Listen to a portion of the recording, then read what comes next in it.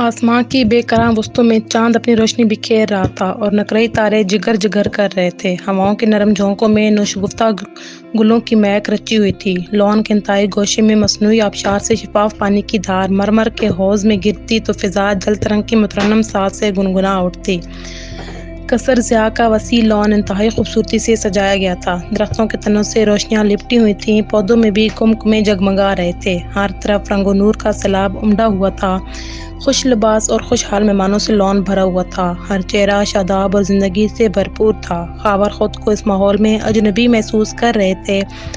इस तरह की रंगीन महफिलों से वो मुद्दतें हुई किनारा कश हो चुके थे। दुनिया की हर खुशी उन्होंने खुद पर हराम कर ली थी। सो यहाँ हंसते मुस्कुराते चेहरों और खुशी से लबरेज माहौल का उनके दिल साथ नहीं दे रहा था। वो खुद को सबसे अलग थलग महसूस कर रहे थे। हल्की मौसीकी, कहकों के फूटते फवारे, गुफ्तो शनीद में मसरूफ बेफिक्रे लोग, ये सब उनके लिए उलझन का बायस था। उनका जवान साल भांजा अनवर उन्हें यहाँ बिठाकर खुद जाने कहाँ चला गया था। उन्हें माहौल की रंगीनी से वहशत हो रही थी। वो परेशान से खाली खाली नज़रों से चारों जाने तक के जा रहे थे। तभी उनकी निगाह सामने की तरफ उठ गई। नशी के वालिद ज़िया अहमद और उनकी हसीन जमील बेगम लोगों से शादी की सालगिरह के मुबारकबाद और तोहफ़े वसूल करते फिर रहे थे। नीले रंग की शिफॉन की साड़ी में मिसेस ज़िया का सरापा गज़ब ढा रहा था। जदीद अंदाज के तराशीदा बाल और चांद जैसे चेहरे पर तारों जैसी रोशन और दमकती आंखें हर कस और नाकिस को अपनी जानिब तवज्जो कर रही थीं। बेशकीमत साड़ी और वाइट गोल्ड के डायमंड सेट में वो गजब की लग रही थीं। 2 जवान साल बच्चों की मां होने के बावजूद वो तरोताज़ा और दिलकश नजर आ रही थीं। ज़रमीना खावर को हैरत का एक शदीद झटका लगा। उनकी आंखों के सामने मिसेस ज़िया के रूप में वो ज़रमीना ही थी। उन्हें अपनी आंखों पर यकीन ना आया। वो बेख्तियार खड़े हो गए। उनकी फटी हुई आंखें मिसेस ज़िया पर जमी हुई थीं। हाँ, वो ज़रमीना ही थी। बीते हुए माहों साल इस पर ज़रा भर भी असरअंदाज नहीं हुए थे। पहले की तरह दिलकश थी, जिंदगी से भरपूर, खुशियों से लबरेज, अपनी तमाम तर शादाबियों और रानाइयों के साथ वो उनके सामने थी। वो बेयकीनी के आलम में चंद कदम और आगे बढ़ आए। ज़रमीना भाभी को देखकर तो लगता ही नहीं कि उनकी शादी को 25 बरस बीत चुके हैं। किसी मेहमान ने तोहफे का पैकेट देते हुए ज़रमीना की तारीफ की। उसके शौहर ज़िया अहमद ने फखरी अंदाज में तस्दीक करते हुए कहा, 25 नहीं जनाब, 29 साल। क्या वाकई? सवाल करने वाला हैरान हुआ। जनाब, ज़िया अहमद सीने पर हाथ रखकर कदर झुके और बोले, हम दोनों का निकाह तो उसी वक्त हो गया था जब इन्होंने इंटर पास किया था। इस हवाले से हमारी शादी को 29 बरस हो चुके हैं। अच्छा, किसी ने तज्जुब भरे अंदाज में दिलचस्पी से पूछा, इतनी जल्दी? दरअसल ये थी एक हसीन दोशीज़ा और शौक था उन्हें मेडिकल पढ़ने का। तो हमें डर हुआ कि कहीं कोई डॉक्टर उन्हें ना ले उड़े, इसलिए उड़ने से पहले ही उन्हें गिरफ्तार कर लिया था। ज़िया अहमद की चहकती शौक आवाज़ पर ज़रमीना ज़िया ने नाज से उन्हें देखते हुए प्यार भरे अंदाज में जवाब दिया, ये जानने के बावजूद कि मैं तो पैदा ही आपके लिए हुई थी। आपके सिवा दुनिया का कोई फ़र्ज ज़रमीना के दिल तक पहुंच ही नहीं सकता था। और डैड मॉम, आप दोनों ही अपनी बातों में लगे रहेंगे या कुछ मेरी भी फिक्र करेंगे? नशीना ठंगते हुए आगे बढ़ी। अनवर के अंकल आए हैं, उनसे तो मिल लें। हाँ, कहाँ हैं? मिलाओ न भाई। ज़रमीना ज़िया इश्तियाक भरे अंदाज में इधर उधर निगाहें दौड़ाते हुए गोया हुई। अनवर के अंकल खावर कुछ ही फासले पर मौजूद थे, मगर लग रहा था वो मौजूद नहीं है। अभी जो कुछ उन्होंने देखा और सुना था, उसके बाद उनके दिलो दिमाग का काबू में रहना क्यों कर मुमकिन था। अगर उन्होंने मेज़ का सहारा लेकर खुद को कुर्सी पर ना गिरा लिया होता तो यकीनन वो ज़मीन पर गिर चुके होते। उनकी आंखों के सामने अंधेरा छाता जा रहा था। उन्हें अपना वजूद बेवजूद होता महसूस हो रहा था। कितने ही लम्हे वो मेज़ पर सर टिकाए खुद फरामोशी की सी कैफियत में बैठे रहे। फिर वो अपनी किरची किरची जज्बों को समेट कर लरजते दिल और लड़खड़ाते कदमों से अपनी गाड़ी की तरफ बढ़े और किसी लुटे हुए मुसाफिर और हारे हुए जवारी की तरह ड्राइविंग सीट पर ठहर हो गए। वो जो बरसों से खुद को बेखानमा बर्बाद समझते आ रहे थे, सही मानों में आज बर्बाद हुए थे। कितने पागल थे वो, किसी बुरी तरह फ़रेब का शिकार हुए थे। ज़रमीना ने उनसे कहा था कि उम्र भर नाशाद और बर्बाद रहेगी। उम्र भर उसकी आंखें आंसू बहाती और दिल फरियाद करता रहेगा। दुनिया की हर खुशी और राहत वो खुद पर हराम कर लेगी। उसकी रेशमी जुल्फें हमेशा परेशान रहेंगी और गुलाब चेहरा मुरझाया रहेगा। किसी खजानसीदा बाग की तरह अब उसकी ज़िंदगी हमेशा उजड़ी और वीरान रहेगी। मगर आज उन्होंने जिस ज़रमीना को देखा था वो किस कदर आबाद और शादमान थी। महल नुमा घर, चाहने वाला खूब बरूज शोहर, खूबसूरत जवान साल औलाद, मुआशरे में बाइज़्ज़त मकाम, सभी कुछ तो था ज़रमीना के पास। जबकि वो बरसों से रोती तड़पती फरियाद करती उजड़ी और बेखानमा बर्बाद ज़रमीना का तस्वर लिए बैठे थे। اور اس کی آنکھوں سے بہتے ان آنسوؤں پر انہوں نے اپنی بے قصور معصوم شرکی حیات ربیہ کی ہر خوشی نثار کر دی تھی۔ زرمینہ کی اشکبار آنکھوں کے تصور نے کبھی ان کی آنکھوں میں خوشی کا رنگ نہ جھلکنے دیا۔ اس کے آنسوؤں کا ذمہ دار ربیہ کو سمجھ کر انہوں نے اس کی خوشی کا احساس تک چھین لیا تھا۔ کس قدر ظلم کیا تھا انہوں نے اپنے اور ربیہ کی معصوم زندگی پر۔ وہ کیسے نادان تھے، ایک جھوٹی اور فریب لڑکی کے جھوٹے ٹسوں میں اپنی اور محبت کرنے والی سچی لڑکی کی زندگی کی ہر خوشی بہا دی تھی۔ کیا یہی وہ عشق تھا جو سام کی طرح پھن پھیلائے ان کے دل میں کنڈلی مارے بیٹھا تھا؟ اس عشق کا زہر دھیرے دھیرے ان کے پورے وجود کو مسموم کر چکا تھا۔ گاڑی آہستگی سے سنسان سڑک پر رواں دواں تھی، مگر ان کا ذہن نہایت تیز رفتاری سے ماضی کا سفر طے کر رہا تھا۔ سلمیٰ بیگم نے ادھکھلے دریچے سے باہر گلی میں جھانک کر دیکھا۔ گلی کھیلتے، شور مچاتے بچوں سے گونج رہی تھی۔ ان کی اداس اور مایوس آنکھیں اپنے سونے آنگن کی طرف اٹھ گئیں۔ ان کی شادی کو 8 برس بیت چکے تھے، مگر ابھی تک ان کی گود خالی تھی اور گھر کا آنگن بھی سونا تھا۔ جب تک اس کی ساس زندہ رہیں، انہیں لیڈی ڈاکٹروں، دوائیوں، حکیموں، طبیبوں، عملوں کے پاس لیے پھرتی رہیں۔ ہر طرح کا علاج، دعا، تعویذ گنڈے سب کچھ کر کے دیکھ لیا، پر نخل امید نہ کھلنا تھا نہ کھلا۔ ساس کے انتقال کے بعد اب وہ بالکل مایوس ہو بیٹھی تھی۔ مایوس کیوں ہوتی ہو سلمیٰ بیگم؟ ان کے شریک حیات محسن احمد انہیں دلاسا دیتے۔ جب اللہ کی رضا ہوگی ہمارا بھی امید کا دامن بھر دے گا، ایک ذرا انتظار کرتے کرتے جب ان کی آنکھیں پتھرا گئیں اور دل نومیدی کی ساغر میں ڈوب چلا، تب اچانک انہیں اپنے آپ پہ بے آب و گیا وجود میں امید کا غنچہ پھوٹتا ہوا محسوس ہوا۔ دل میں ایک انوکھی سی دھڑکن کا احساس بیدار ہوا۔ محسن احمد نے سنا تو بے یقین نظروں سے انہیں دیکھتے رہے تھے۔ ہو سکتا ہے یہ سب وہ نہ ہو جو میں سمجھ رہی ہوں، سلمیٰ بیگم نے اداس لہجے میں کہا۔ پھر بھی اگر آپ مناسب سمجھیں تو مجھے کسی ڈاکٹر کو دکھا دیں۔ اور وہ اسی شام اپنی بیوی کو لے کر ایک لیڈی ڈاکٹر کے پاس پہنچے۔ برسوں بعد وہ انہیں مسودہ سنائی دیا جسے سننے کے لیے ان کے کان ترس گئے تھے۔ سلمیٰ بیگم امید سے تھیں۔ آنے والا بچہ بے حد کمزور اور لاغر تھا۔ ڈاکٹر نے انہیں اسپتال میں داخل کر لیا تھا۔ انہوں نے کئی ماہ اسپتال میں گزارے، تب کہیں جا کر قدرت انہیں ایک بیٹی کی صورت میں خوشی دکھائی، مگر بچی بے حد کمزور تھی۔ بظاہر اس کے بچنے کی کوئی امید نہ تھی، مگر اللہ کو محسن احمد اور سلمیٰ بیگم کے پھیلے ہوئے دامن اور اشکبار آنکھوں پر رحم آ گیا۔ ننھی نجمہ گو کہ زندگی پا گئی، مگر بے حد نحیف و نزار ہونے کے باعث ہر دم کسی نہ کسی بیماری کا شکار رہتی، اور ماں باپ رات دن اس کے علاج اور تیمارداری میں لگے رہتے۔ انہیں اپنی یہ گہن لگی لاغر سی بچی بے حد عزیز تھی۔ ابھی سال بھی نہ گزرا تھا کہ سلمیٰ بیگم ایک بار پھر امید سے ہو گئیں۔ یہ خبر باعث مسرت تو تھی، مگر خوف زدہ تھیں کہ کہیں دوسرا بچہ بھی پہلی بچی کی طرح کمزور اور لاغر نہ ہو۔ اس طرح کیوں سوچ رہی ہو؟ محسن احمد بیوی کو سمجھاتے۔ اللہ سے اچھی امید رکھو، انشاءاللہ سب ٹھیک ہو جائے گا۔ اس کی بار ان کی اپنی طبیعت خاصی بحال تھی، ٹھیک ٹھاک صحت مند و توانا تھی۔ شوہر کی خدمت، گھر کا خیال اور بچی کی دیکھ بھال طریقے سے کرتی رہیں۔ آہستہ آہستہ وقت گزرتا رہا اور آخرکار وہ لمحہ آ پہنچا جس کا انہیں انتظار تھا۔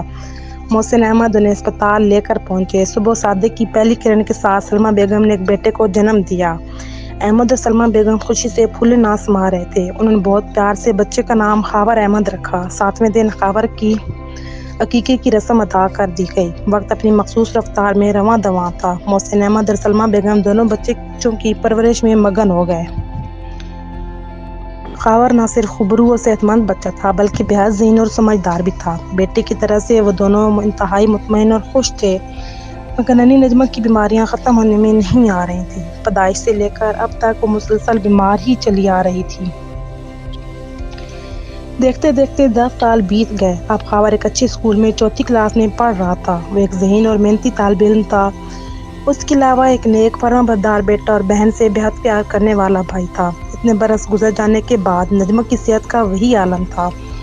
وہ خاور سے 1.25 سال بڑی ہونے کے باوجود اس سے کئی سال چھوٹی دکھائی دیتی تھی۔ یہی حال پڑھائی کے سلسلے میں بھی تھا۔ خاور 4تھی کلاس میں تھا جبکہ نجمہ نے بھی پڑھنا بھی شروع نہ کیا تھا۔ جسم کے ساتھ ساتھ اس کا دماغ بھی خاصا کمزور تھا۔ اس شام خاور اپنے سامنے کتابیں پھیلائے ہوئے ہوم ورک میں مصروف تھا، تبھی نجمہ مضمحل اور پسماردہ سی اس کے قریب آ بیٹھی۔ کیا بات ہے نجمی؟ خاور نے بہن کا زرد چہرہ دیکھ کر بے تابانہ پوچھا۔ تم ٹھیک تو ہو نا؟ میں بالکل ٹھیک ہوں بھیا، نجمہ نے اداس لہجے میں جواب دیا، مگر میرا دل بہت دکھی ہے۔ تمہیں پڑھنے دیکھ کر میرا دل بھی پڑھنے کو چاہتا ہے، مگر کیا کروں؟ دماغ کام ہی نہیں کرتا، تم پڑھنا چاہتی ہو؟ خاور حیران اور مسرور لہجے میں بولا۔ اگر ایسا ہے تو یقین مانو تم ضرور پڑھ لو گی، میں تمہیں پڑھاؤں گا۔ بھیا تم شاید یہ کام نہ کر سکو، نجمہ افسردگی سے بولی۔ کتنے ہی ٹیوٹر مایوس ہو کر واپس جا چکے ہیں، بھلا یہ مشکل کام تم کس طرح سے کرو گے؟ تم اس بات کی فکر مت کرو، میں اپنی پیاری بہن کی خاطر کچھ بھی کر سکتا ہوں۔ تم دیکھنا تم کتنی جلدی پڑھنے لگ جاؤ گی، تمہیں لکھنا پڑھانا کوئی مشکل کام نہیں ہے۔ خاور کی آواز میں ایک عزم اور یقین تھا، گو کہ یہ مشکل کام تھا۔ محسن احمد، سلمیٰ بیگم اور کئی ٹیوٹرز اپنی کوششیں کر کے ہار چکے تھے، مگر خاور نے ایک نئے عزم اور حوصلے کے ساتھ نجمہ کو زیور تعلیم سے آراستہ کرنے کا بیڑا اٹھایا تھا۔ اپنی پڑھائی سے جو وقت بچ جاتا وہ اس کو پڑھانے میں صرف کر دیتا۔ دھیرے دھیرے اس کی کوشش اور جدوجہد رنگ لا رہی تھی۔ کچھ ہی عرصے میں وہ کسی اسکول میں داخل ہونے کے قابل ہو گئی تھی۔ وقت کا پنچھی اڑان بھرتا رہا۔ گزرتے وقت کے ساتھ خاور اور نجمہ بچپن کی پگڈ نڈی پر چلتے چلتے جوانی کی وادی میں داخل ہو گئے۔ خاور نے انٹر کے امتحان میں بورڈ میں پہلی پوزیشن حاصل کی تھی اور اس کا داخلہ شہر کے ایک بڑے میڈیکل کالج میں ہو گیا تھا۔ محسن احمد اور سلمیٰ بیگم اپنے بے مثال بیٹے کی اس شاندار کامیابی پر بے حد خوش تھے۔ خاور کی شبانہ روز محنت اور کوششوں کے باعث نجمہ نے بھی بالآخر میٹرک پاس کر لیا۔ اگرچہ اب وہ سیانی ہو چکی تھی، مگر عہد شباب نے اس پر کوئی خاص اثر نہ ڈالا تھا۔ وہ اب بھی دبلی پتلی سینگ سلائی سی لڑکی تھی، معمولی سا قد و کاٹ، گہری سانولی رنگت، کچکا ہوا مدقوق سا چہرہ۔ وہ کہیں سے بھی خاور کی بہن نہ لگتی تھی، خاور اس کے برعکس تھا۔ سرخ و سفید رنگت، لمبا قد، چھریرا جسم، بے حد حسین آنکھیں، گھنے سیاہ بال جو کشادہ دمکتی پیشانی پر جھکے رہتے، سحر خیز آواز، انداز میں ایک شان بے نیازی اور چال میں شانہ وقار، غرض مداحانہ وجاہت کی وہ ایک مکمل تصویر تھا۔ ہر نگاہ لحظہ بھر کو اس پر ٹھہر جاتی تھی، مگر اس کی نظروں نے کس کی جانب اٹھنا سیکھا ہی نہ تھا۔ اس کی زندگی کا صرف ایک مقصد تھا، اعلیٰ تعلیم۔ وہ اپنی ماں، باپ اور اکلوتی بہن کے لیے اپنی آنکھوں میں بے شمار سہانے سپنے سجائے ہوئے تھا۔ محسن احمد اور سلمیٰ بیگم جہاں اپنے خوبرو بیٹے کو دیکھ کر نہال ہوتے، وہیں معمولی شکل و صورت کی مالک بیٹی کو دیکھ کر پریشان ہو اٹھتے۔ یہ خیال انہیں رہ رہ کر پریشان کیا جاتا کہ آخر نجمہ کا کیا بنے گا۔ اگرچہ بیٹی انہیں بے حد عزیز تھی، مگر وہ بیٹی کے مستقبل کے بارے میں سوچ کر خوف زدہ رہنے لگے تھے۔ خاور کی کوششوں سے اس نے میٹرک پاس کر لیا تھا، مگر اس سے آگے پڑھنے کی ہمت نہ ہو سکی۔ اور اس دور میں جب لڑکیاں ہر میدان میں لڑکوں کے پیچھے چھوڑی جا رہی تھیں، بھلا ایک میٹرک پاس لڑکی کی کیا حیثیت ہو سکتی تھی؟ ادھر خاور میڈیکل کے سیکنڈ ایئر میں آ گیا۔ اس کی وجاہت اور قابلیت کے ڈنکے پر ہر سو بچ رہے تھے۔ اس کی لیاقت کے پیش نظر اساتذہ کی نگاہوں میں اس کی عزت و اہمیت تھی، جبکہ کلاس فیلو لڑکوں کی نگاہوں میں رشک و حسد تھا۔ اور جہاں تک لڑکیوں کا تعلق تھا تو ہر لڑکی کا دل اسے دیکھ کر دیوانہ وار دھڑک اٹھتا تھا، مگر اس کا دل تو گویا اس انداز میں دھڑکنا ہی نہ جانتا تھا۔ اس کی پوری توجہ پڑھائی پر تھی۔ من چلی حسیناؤں نے اس کی توجہ حاصل کرنے کی بہت کوشش کی، مگر کامیاب نہ ہو سکیں۔ سو رفتہ رفتہ سب مایوس ہو بیٹھی تھیں۔ انہی دنوں میڈیکل کے فرسٹ ایئر میں ایک نئی لڑکی کا اضافہ ہوا۔ سرمینا خان اپنے نام کی طرح دل نشین اور منفرد تھی۔ اس کا تعلق ایک دولت مند گھرانے سے تھا۔ اس کی قیمتی ملبوسات، غرور، خاور سے تنی ہوئی گردن اور شاہانہ چال، اس کے ہر انداز سے غرور و تکبر کا اظہار ہوتا تھا۔ وہ خاور اور دلکشی میں یکتا نہیں تھی، بلکہ ذہانت اور دانائی میں بھی بے مثل تھی۔ جو اسے دیکھتا بس دیکھتا رہ جاتا، مگر اس لمحے وہ حیرت زدہ رہ گئی جب خاور اس پر نگاہ ڈالے بغیر گزرتا چلا گیا۔ یہ کون بدذوق ہے؟ اس نے اپنی سہیلیوں سے پوچھا۔ اس کے لہجے میں حیرت کے ساتھ غصہ بھی تھا۔ بس یہ ایسے ہی ہیں، نازیہ نے کندھے اچکا کر جواب دیا۔ انہیں اپنی وجاہت اور تعلیمی قابلیت پر بڑا ناز ہے، کسی کو گھاس نہیں ڈالتے۔ ریلی؟ سرمینا خان نے ناز بھرے انداز میں آنکھیں پھیلائیں۔ اور نہیں تو کیا، کسی سے بھی پوچھ لو، نازیہ نے دل جلے انداز میں جواب دیا۔ محسن احمد نے آج تک کسی لڑکی کو منہ نہیں لگایا، ہمیں تو انہیں اپنے بازو میں لینا پڑے گا۔ سرمینا نے دور جاتے ہوئے خاور کو دیکھتے ہوئے ایک ادا سے کہا۔ کسی گمان میں نہ رہنا، صبا اپنی تراشیدہ زلفوں کو جھٹکتے ہوئے دل شکستہ انداز میں بولی۔ اچھے کوشش کر کے ہار چکے ہیں، ہم نے ہارنا نہیں سیکھا۔ سرمینا کے لہجے میں ہمیشہ ہی فتحیاب ہونے کا غرور ہلکورے لے رہا تھا۔ پتھر سے سر پھوڑو گی تو پھر رونا ہی پڑے گا۔ صبا کو سرمینا کے انجام پر ابھی سے رونا آ رہا تھا۔